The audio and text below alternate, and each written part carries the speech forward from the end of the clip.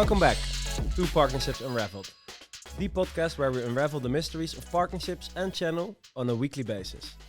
My name is Rick van der Bos and I'm the CEO and founder at Chanext, and I'm here together with Alex Whitford, VP Revenue at Chanext. Still weird to hear, but yeah, no, thank you very much. For those who haven't seen my LinkedIn, I recently got promoted to VP of Revenue at Chanext, so I run our end-to-end sort of marketplace. So that's partner, customer success, sales, marketing, and our content team. But it's an absolute pleasure and a privilege to be responsible for that.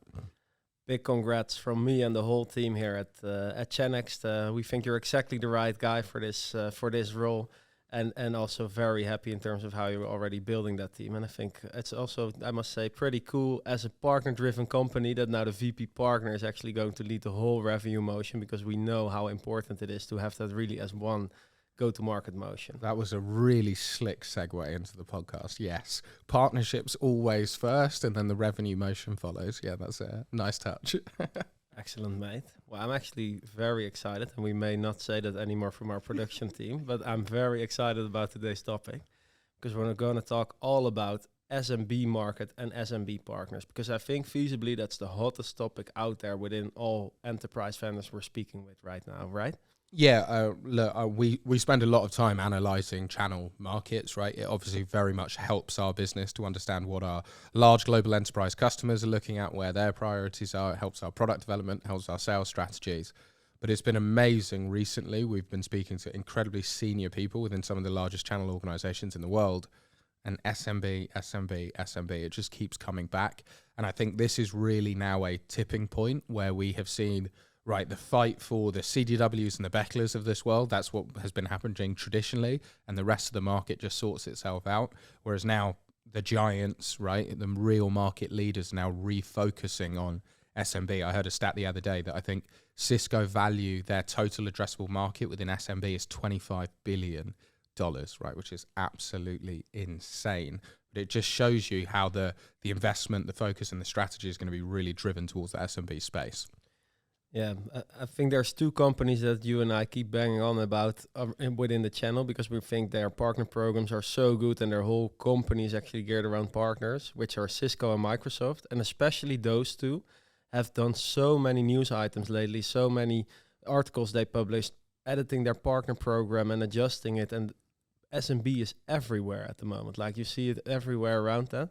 Why do you think, indeed, why they are shifting so much towards that focus? Well, I think you have a really good stat in terms of what the valuation, just agnostically, what the revenue spend is between sort of SMB. Maybe we can start there and then we can work through why that happens.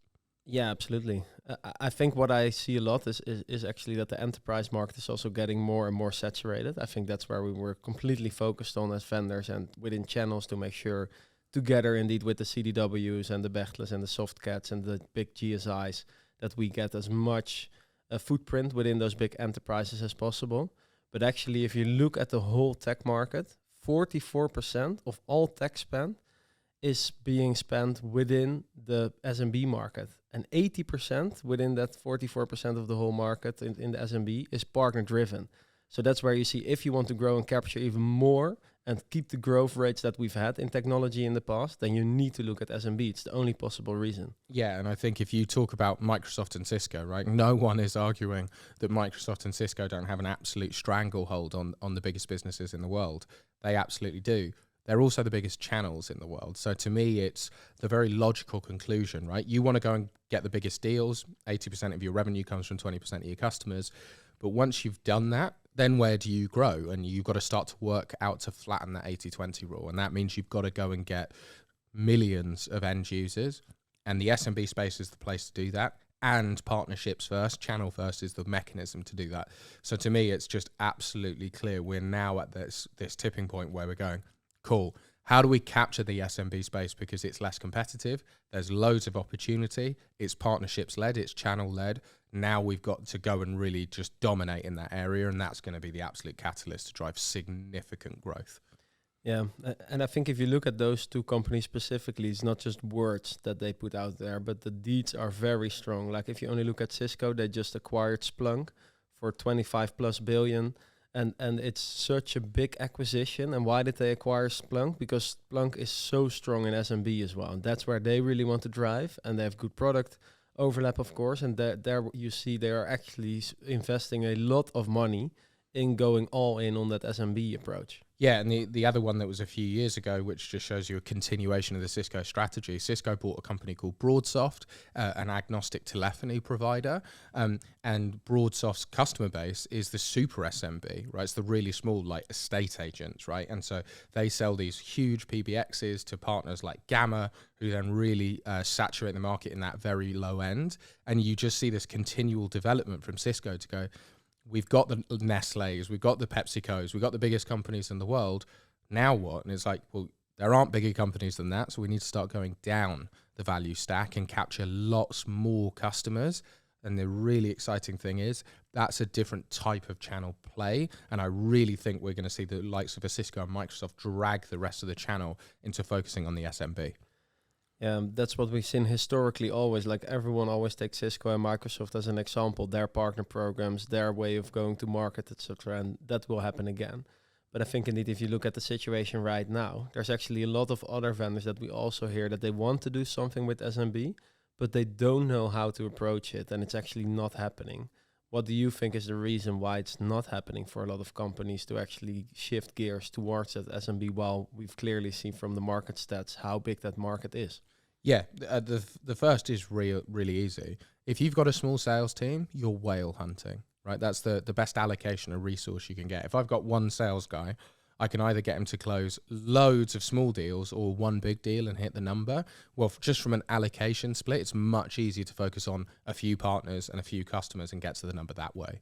When you look at the likes of a Microsoft and a Cisco, they've got the resource, the spend, the people, the platforms to be able to scale really deep and wide simultaneously. We've talked about this a lot. If I'm building a channel from the outset, I'm not going for breadth, I'm going for depth first. Now that Microsoft and Cisco have solved for depth, now they can start to add breadth. But a real key reason why I see so many people is because we're talking about people. And when you allocate people, you allocate them on a few accounts or a few end users, because that's the best way to get that one-to-one relationship flowing.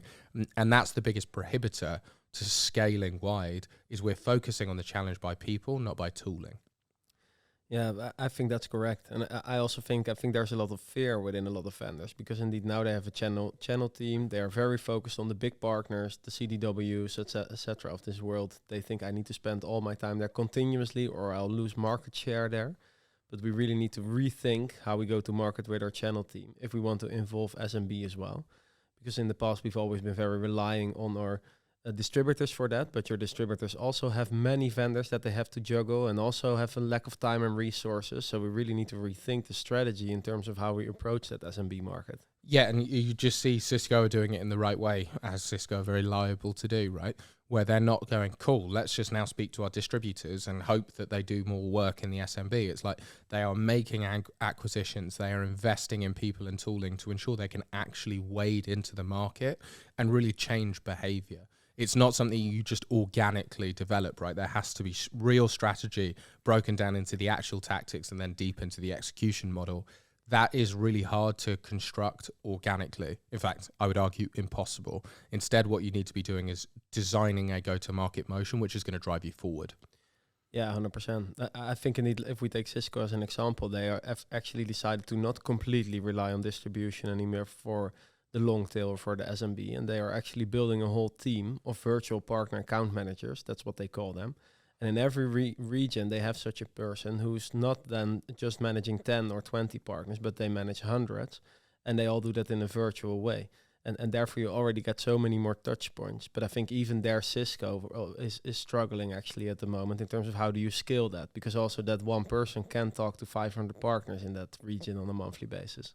Yeah, to me, this is almost, you can wind it back to go, what's the difference between sales and marketing, right? Sales is your one-to-one approach. It's the same message, and marketing is a one-to-many approach. And so you almost want to target your SMB strategy in the same way you'd pivot from sales to marketing. There's got to be a way that you digitally drive behavior, have a conversation one-to-many and pull the right resources in. That's a completely different strategic vision to how you organize a channel. And so that's why this top-down approach needs to happen, where you're going, excellent, we understand, and I think Cisco are doing an amazing job, right? They're tackling the problem in stages, but you've got to be looking at parallel channel strategies, your channel strategy for how you acquire multi-billion or multi-million dollar deals versus how you acquire hundreds of thousands of small value deals. They are two different channels. They require two different strategies, as does sales and marketing, right? You wouldn't have a salesperson run your marketing strategy. You wouldn't have a marketing person run your sales strategy. It's got to be broken down into its composite components so the business wins. Yeah, and indeed really driving that marketing with a very commercial way, but indeed that's the only way to do it. I agree, to actually make sure that you activate your long tail and your SMB partners there. I think actually one of the struggles that I hear from a lot of vendors is that their database is just not complete. And just they don't have the right data about their partners, which starts with the right contact person. So the partner has signed up for your partner portal 5 years ago. It was someone who already left the company 3 years ago. You try to contact them, you try to send them emails or whatever, but it's simply not working because they are not receiving it. But also not just that, from the people they do still have the right contact details from, they actually don't have the right segmentation within that partner base. So via which distributors do they work, what product categories do they sell from the whole suite. So we're just bombarding the partners with a lot of information. And let's be clear, especially the SMB partners are the ones who lack the most time and resources. So that's why it's so crucial there that you get that right. And I think that's where a lot of vendors actually should invest time and money, actually, where they're really going to go deep into, okay, we want to get our partner database to the right level. We want to have the right people within the partner. We want to know exactly what their go-to-market strategy is. Where are they at in our partner program, so we can actually provide them with the right information and the right automation, indeed, in terms of marketing, for example, to make sure we get them to the right end user. I completely agree. I think what we need to be talking about is really well-defined channel architecture to begin with, right? Internally, who are the types of people, processes, and culture that we need to build so that we can scale an SMB channel? Then to look at what do we need in terms of the types of partners, the volume of partners, and the tooling to be able to make those partners work well. And I really, really stress tooling, because you're not going to get there with people, right? I just think the unit economics don't work out, right? So if we take a virtual partner account manager, they can't speak to 5,000 partners, but they might need 500 partners to break even, right? And this is the complexity of throwing people at an automation problem. And so I would be building your go-to-market motion very, very specifically looking at what tooling is going to give you the competitive edge so that you can acquire, enable, generate opportunities, and close revenue consistently at scale, to a scale that we've never seen before, right? This is the real complexity around the channel. Channel's the hyperscaling motion, but there's hyperscale when we're talking about 100 or 1,000 partners, and then there's hyperscale when we're talking about 10,000, 50,000, 100,000 partners. And when we're talking about SMB, we're talking about group 2, right? We're really talking about, we might need across Europe a new set of 50,000 partners to go and acquire, another $3 billion in revenue. Yeah, it's great. How the hell do we do that? You're not looking at people, you're looking at processes and tooling. Yeah, 100%. I think that, and you really need to think, like you said, in those hundred thousands of partners, because if you want to chase that SMB market, which, mind you, is more than $1.5 trillion worldwide, then you need to really have a lot of partners and really go to market in a very big way to actually do that. Yeah, to me, building a top-ended channel, right, where you're leveraging MDF and you've got one-to-one relationships with a few partners, is fairly simple in terms of design. How do we acquire 100,000 partners, make them successful automatically, create opportunities and close those opportunities at scale so that we can unlock billions in revenue? That's really complicated to design. But with the right people to design the program and the right tooling, you really can make a huge difference. Because one of the biggest pieces of upside that we've not touched on, the lack of competition, right? When we talk about that level of complexity, that's your moat, because it's really hard for anyone else to do. It's exactly why Cisco and Microsoft are so focused on capturing that market space, because they know once they've captured, it's going to take a lot of time and money for other people to catch up. right? My favorite example of a business moat where you can really defend your value add is when we talk about Amazon as a distribution company. Next day delivery is almost impossible to organize. Just think through the logistics of making that happen. The reason they work so hard to do that is because they're the only company in the world that can do that. And so then you're defended. It's exactly why Microsoft and Cisco are going after the SMB space, because once they've captured the partners, it's almost game over for the rest of the market unless you move fast. Yeah, and I think though what's also definitely very difficult in the SMB is around attribution. That's also where I see a lot of channel teams struggling with the initiatives they do launch for SMB, etc. Like, how do we show internally the success of that? Because, for example, you just mentioned MDF. If there's one thing I can promise to all our listeners, MDF is really hard to execute in SMB, especially because you need to have the full process that they do something with the MDF, but then also that they upload leads, follow up on leads, do the full pipeline management, etc. I have never seen it work successfully, and I've seen a lot of campaigns, like hundreds of campaigns in the channel by now, where actually SMB partners are constantly following up on leads, giving that feedback back to the vendor. Where are we in the pipeline? Even deal registration as an example. A lot of the deals that SMB partners do are too small to even be allowed with the large vendors to be a deal registration, etc. So that's another thing we need to completely rethink. How are we measuring the success of our activities that we enroll for the SMB partners? I think I'll say it slightly harder. For SMB, don't even bother with MDF. It's a complete waste of time. You need to be, and this is where I'm talking about two parallel channels. Your channel strategy that works for top end of partners does not work at the bottom of the pyramid. And so you need to be ensuring that you've got money to drive performance, but not looking to use that money in the same way that you would with a CDW. We're not talking in the same sphere.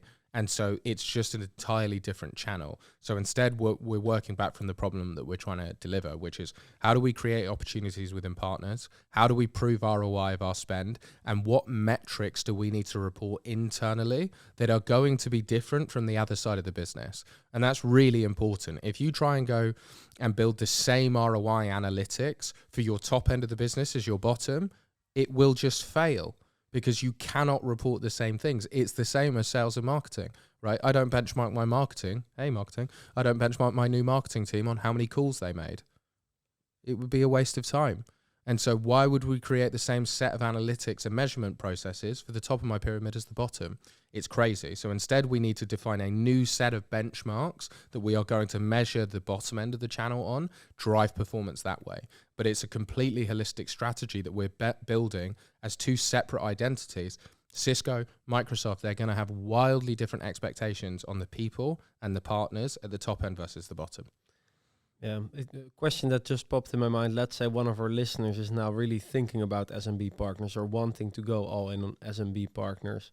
Like, what are the key pillars they need to think about when designing a program for SMB partners, and in what order should they work on that?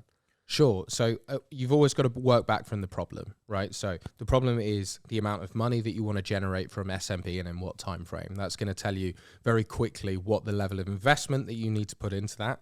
And then you need to work out average spend per partner, therefore how many partners do we need to do, and what's the process to onboard and drive performance from those partners.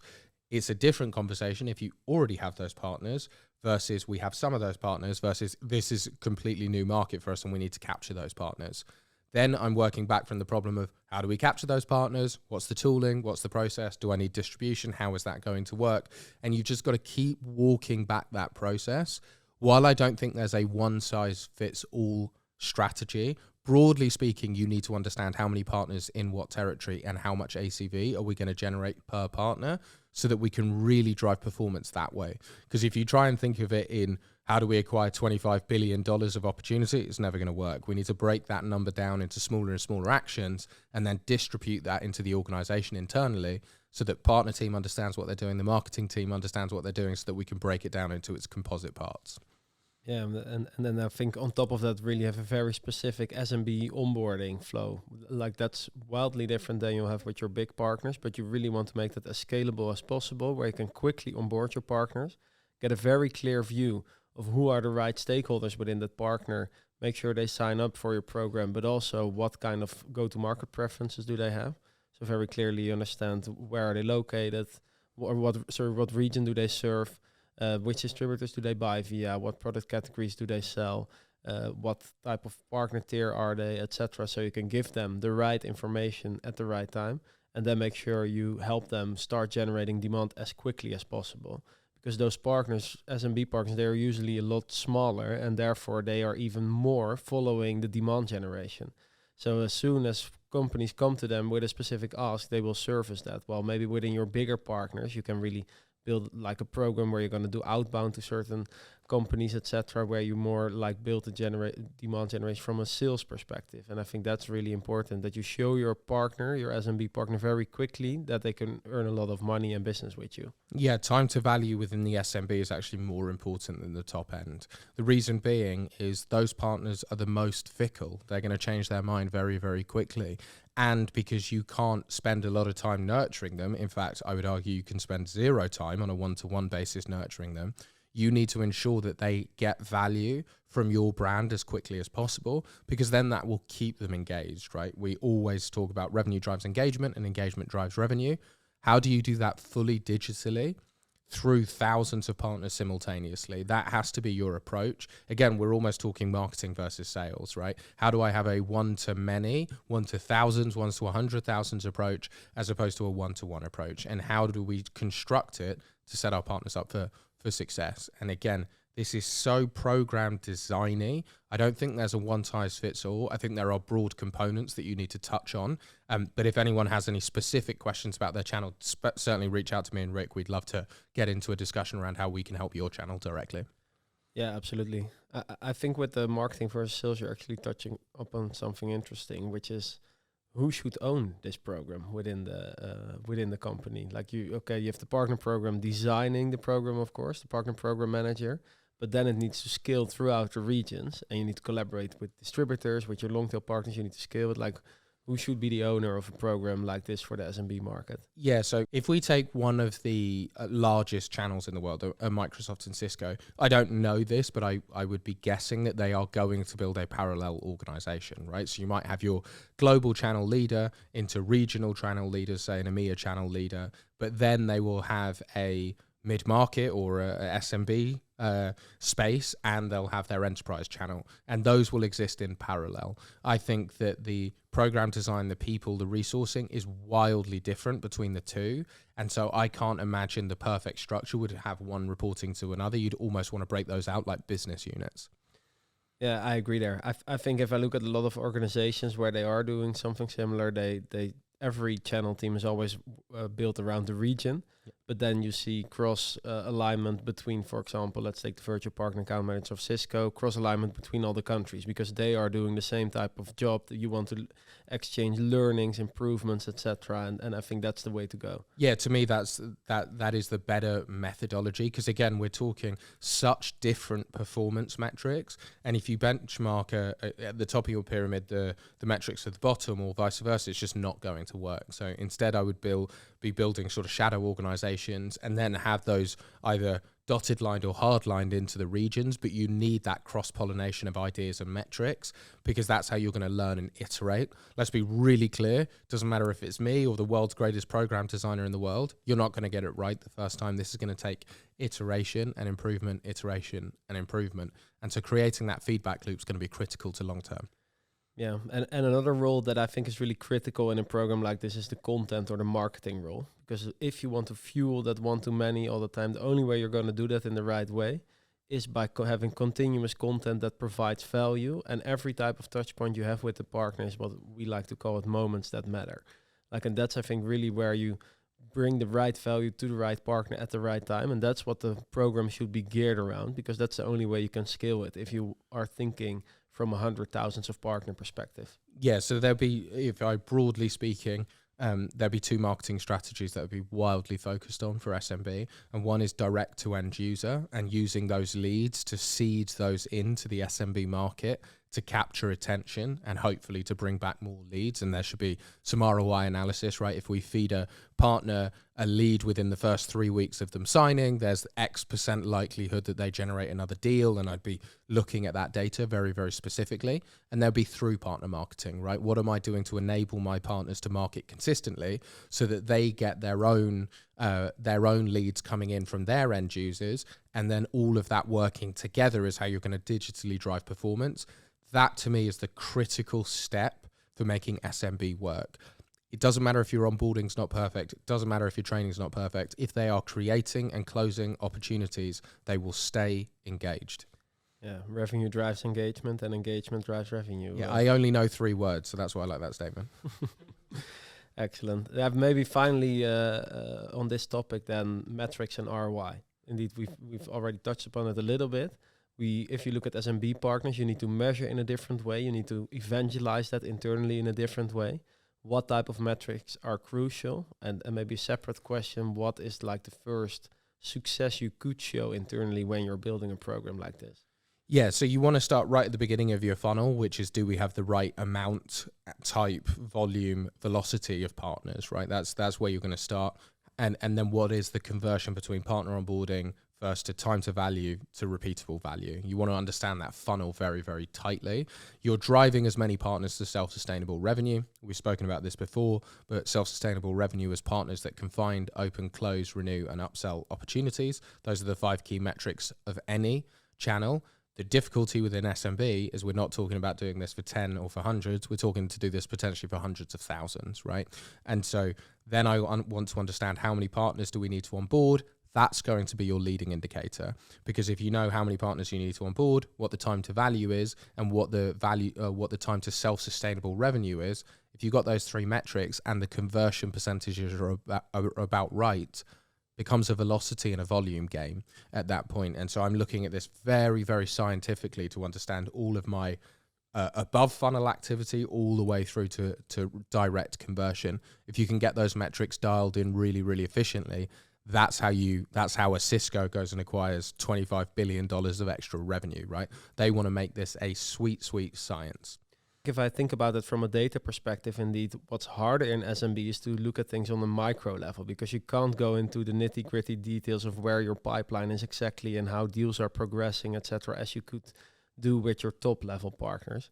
But the big benefit is you're going to collect so much more data if you do it properly, that you can really look at it from a macro level and therefore really build it as a science indeed, where you might not go into, okay, how much pipe do we have with this specific partner, or how are we progressing that, etc. But you're really going to look at your full partner funnel, just like you described it, all the way from recruit to onboard to certification to marketing to sales, and take all that data together and then see how are we driving those partners to revenue. And therefore, if you really find out what type of behavior do we want to drive on a macro level to grow the revenue, that's where you will really find the sweet spot within SMB and drive everything towards the end goal. Yeah, it's the just correlation between what would my sales approach and my marketing approach be, right? For a deal, I've got loads of information. I can go and meet my sales rep. I can see the meeting notes. I've got all the follow-up. There's loads of granular detail, but I'm sort of living and dying by how good that individual sales rep